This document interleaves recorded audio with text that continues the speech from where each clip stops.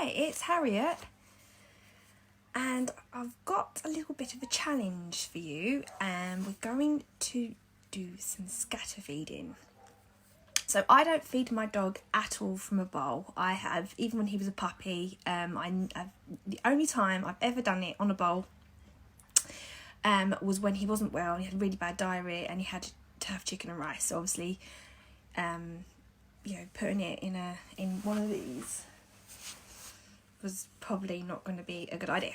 So I've never fed him by the bowl.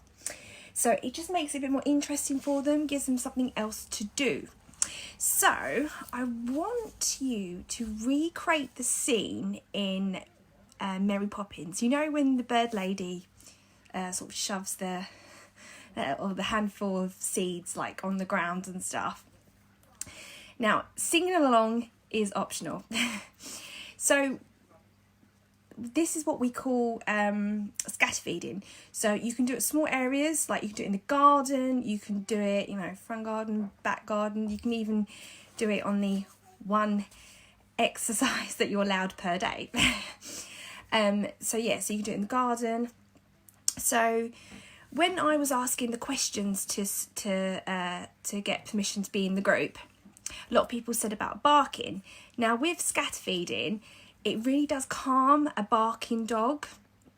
So I have a client who has a reactive dog, and when I go out for walks with him, he does tend to lunge, he's fearful, so it's a fearful bark, and he does sort of like lunge at sort of other dogs and stuff. Now the way I tend to deal with that is just to get some treats and then just put it down on the grass, and that allows him just to sniff the grass, and that just calms him down, and so he's not getting stressed out or anything. So it's a really good calming thing to do. So with the scatter feeding, it just so much more interesting than the bowl.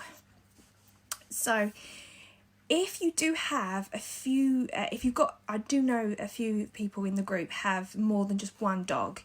Now obviously if you're putting food in the garden, and you've got like 3 or 4 dogs or whatever, and they're going for the food, it might create a bit of a problem. You might get guarding, some situations snapping, so we obviously want to avoid that. So if you do have more than one dog, just either do it separately, or just obviously keep an eye on them, or just make sure they're not interfering with one another.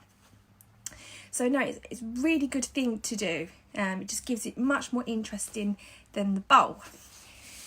What else you can use, and this is what I use, it's like a puzzle. So you put all I don't know if you can see that. There. This is what I feed Finn on most of the time. So obviously if it's like kibble or anything, so you can just put the food in, and then it just gives them something else to do. And you get these bones. So you put the food in, and then you put the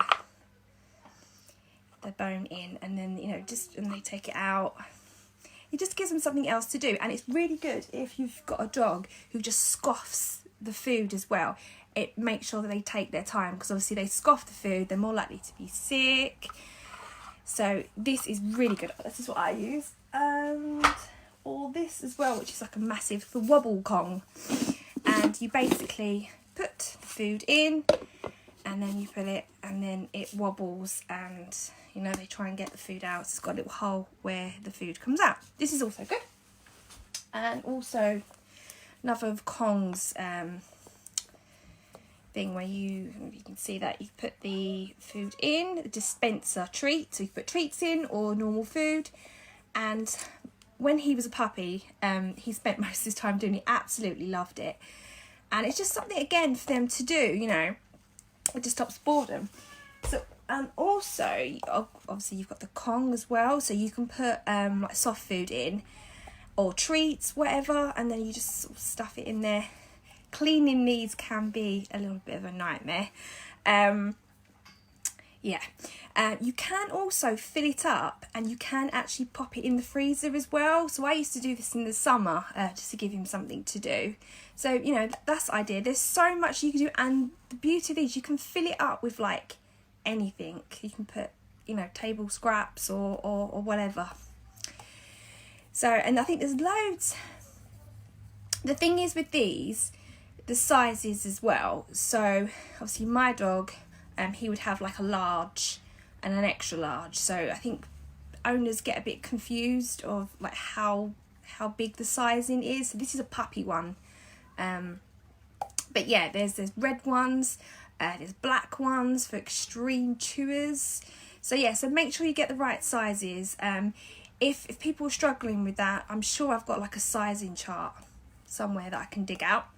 Or if anyone wants any recipes for Kongs as well, I've got loads that I tend to do. But yeah, my dog's got a bit of a sensitive stomach, so I'm quite choosy what I give him. So bear that in mind. So 15 minutes of mental stimulation is equivalent to an hour physical exercise. So obviously, of what the government's kind of doing at the moment with just one exercise. So if you're taking your dog out, say out, like in the morning or whatever, and then you can do like a mental game or something in the evening just to keep them occupied. So there's loads of things that we're going to be doing. So I thought I'd start with something a little bit, you know, a little bit easy and stuff. Any questions, let me know. Yeah, so have fun with your Mary Poppins-like scatter feeding. And I will probably see you again tomorrow. So thank you so much for everyone that's just put up pictures of their dogs. It's just been lovely to see them. So, you know, keep them coming if you're new to the group.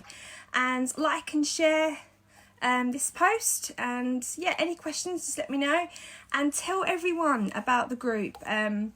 It's got loads of members again this morning, so yeah, so it's going really, really well. So yeah, any questions, just fire them up and I'll answer them. Any other questions about anything really, I can just do a video about it tomorrow or something. I'll probably stick a post of my dog using this and I'll let you see it. Cleaning it can be a bit of a nightmare, but right, it just gives them something else to do. Right, yeah. Right, see you tomorrow. Have a good day.